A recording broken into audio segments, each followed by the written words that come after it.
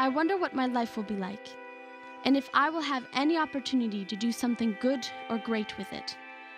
So pondered an orphaned, 15-year-old girl on the 1st of April 1884, living in the small Ottawa Valley town of St. Andrews East. This girl, christened Maud Elizabeth Seymour Babin, but known after her first year of life as Maud Abbott, would go on to become Dr. Maud Abbott, the world's leading expert on congenital heart diseases and one of Canada's first female doctors. Maud Abbott graduated from Bishop's College Medical School in Montreal in 1894.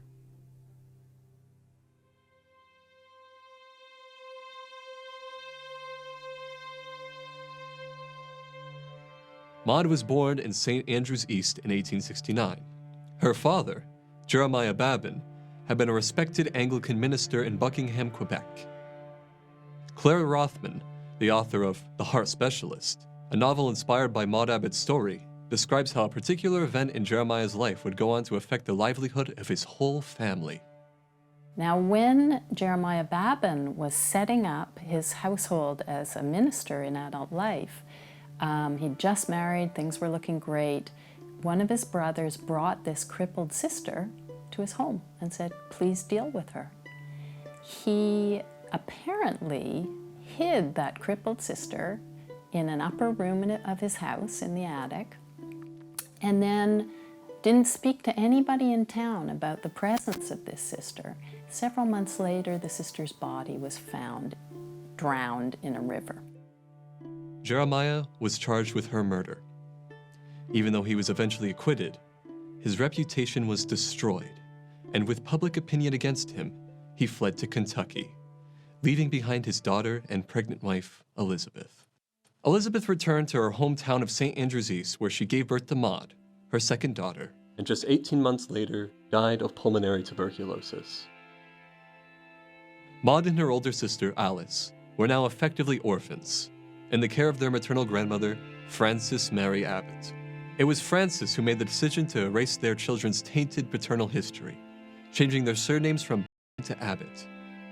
Frances gave Maud and Alice security and unwavering support in this all-female household. But even if the two sisters grew up with the freedoms of the countryside, they could not escape the constraints of social expectation. They could climb trees and run in the fields, but their education was restricted to history and literature, with science and mathematics off limits. By the time she was 15, Maud was yearning to expand and deepen her studies in Montreal. If it ever does come to pass and I get my wish, I will try to keep my resolutions. 1, to study hard and conscientiously. 2, not to get wild, etc., as many girls do. 3, not to care for the competition, but for the real study and the benefit I will derive from it. 4, to remember that I go to school for education, not for fun.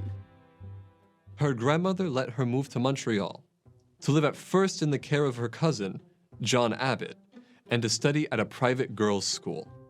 By the age of 16, Maud had excelled at her studies there and had won a scholarship to McGill University. McGill had started to admit women to the Faculty of Arts just a few years earlier, in 1884. While Maud studied at McGill, she also invested her extraordinary energy in a whole range of other initiatives, including editing the McGill newspaper The Fortnightly, co-founding the Delta Sigma Debate Society, establishing a soup kitchen for factory girls, and organizing the McGill Alumni Society. By her second year at McGill, Maud was contemplating becoming a doctor. Her grandmother, whose own father had been a surgeon, fully supported her. Maud wrote to both the Dean of Medicine and McGill's registrar to request admission. The registrar responded with a categorical denial. Dear Miss Abbott, I'm sorry to inform you that the Faculty of Medicine can hold out no hope of being able to comply with your request. McGill was hardly an anomaly. There were very few women practicing medicine in Canada at the time, or studying it anywhere. Dr. James Barry of the British Army was Inspector General of Military Hospitals in Upper and Lower Canada between 1857 and 1859. But Barry was born in Ireland in 1789 as Margaret Ann Bulkley. Margaret Ann adopted the identity of James Miranda Stewart Barry in order to earn a medical degree in 1812 at the University of Edinburgh, then continued to practice medicine and to live under that male identity without ever revealing the truth. Dr. Emily Howard Stowe was the first Canadian woman doctor, but she had to study medicine in the United States. Despite graduating in 1867, she only received her license to practice medicine in Canada in 1880. The prejudice against women doctors was nicely expressed in 1889 by Frances Wayland Campbell, Dean of Medicine at Bishop's College Medical School. And you think of a patient in a critical case waiting half an hour while the medical lady fixes her bonnet or adjusts her bustle. Refusing to accept the status quo, Abbott enlisted influential friends and newspaper reporters, so that McGill came under intense public pressure. But McGill administrators still resisted, claiming that the cost of establishing the necessary separate facilities for male and female medical students was too expensive, and they stuck to their original decision. Abbott graduated with a Bachelor of Arts from McGill in 1890 as her class valedictorian, winning the Lord Stanley Gold Medal for her first-class standing in a broad range of subjects, including Latin and Greek, mathematics, and moral philosophy. But she had no future in view that would allow her to harness her remarkable talents and ambitions. She addressed her class at convocation. Too little has been said to the women students of McGill with regard to their duties and privileges at this university, and too little to the citizens of Montreal of this, the grand educational opportunity laid open to their daughters. And so for you, sisters, I have an important message. Remember that at this early stage of women's education in Canada, you, as members of the advance guard, are in your own persons to be pointed out as instances of its success or its failure. And women like Abbott were demonstrating in larger and larger numbers that they could be educated. Even so, they were effectively banned from applying that education in the professions. In the newspapers where doctors were weighing in and saying, well, if they're admitted to McGill or whatever to study at McGill medicine, I'm quitting. McGill was being careful because Queen's had set up co-ed medical classes and there were riots at Queen's. So, these things did cause turmoil. There were a lot of men and doctors, medical men among them, who supported the idea of women coming into medicine. They would do it tentatively, like they would say, yeah, it's a great idea in principle. In practice, it's going to be really tough. Women are going to face a lot of prejudice. They probably won't have patients flocking to them. It's going to be a hard life. So there would be fear for these women pioneers. Amazingly, a solution to this impasse came from Frances Wayland Campbell, who now reversed his position about women doctors. Campbell had helped found Bishop's Medical School in 1871, which competed with McGill's partly by taking a far more liberal attitude about admissions, accepting Jews as well as black students from the Caribbean. Campbell now made the politic argument that Bishop's was the ideal place for women. There is no college more able to meet these requirements than Bishop's College. First, the staff is complete and the school well-equipped. The number of students is comparatively small, so that 20 or 30 female students could find the college as much their own as the men's. Furthermore, Bishop's College has special facilities enjoyed by no other school in Canada for the teaching of midwifery and the diseases of women. On April 19, 1890, the medical faculty at Bishop's agreed to accept women into their program, and the college began the necessary modifications to their facilities. While McGill had claimed it would cost $250,000 to manage this, Bishop's was able to contract the work, including creating separate dissection areas for a total cost of $720, $250 for carpentry, $300 for paint and plaster work, and $170 for plumbing. So I think it took a lot of courage to actually give Mount Abbott a chance. whatever the motivations were, whether the motivations came from we want to have an edge and we want to compete, or we want to do something that nobody else is doing, it doesn't matter. The point is she was given an opportunity to get an education which nobody else had given her. And I think it is those moments which are transformative, those moments when specific institutions say, we're going to take a chance. In 1891, 7 women were admitted to the school and Abbott was among them. Despite this triumph, the culture of bishops was a shock for Abbott, as she later recalled. I was among rough students, many of whom seemed to me to have lower standards than those among whom we had worked together for the pure love of working. She often felt lonely, finding herself the only female in classes of 50 or 60 men. At the same time, she established a reputation as a serious student who often pushed her way to the front of the class so she could have a better view. And despite the challenges, she focused on the best aspects of her situation. My teachers of anatomy and physiology are great teachers and bright lights, and Dr. Shepard is particularly kind in a practical way. Dr. Shepard taught clinical classes, and he often gave Abbott the patience of less capable male students because she proved herself to be extremely talented and ambitious. Sometimes she faced sexist taunting, and her work was even sabotaged. On one occasion, her model case reports were stolen and destroyed. Thankfully, Dr. Shepard took such offenses very seriously. He identified the thief and he had him expelled the very next day.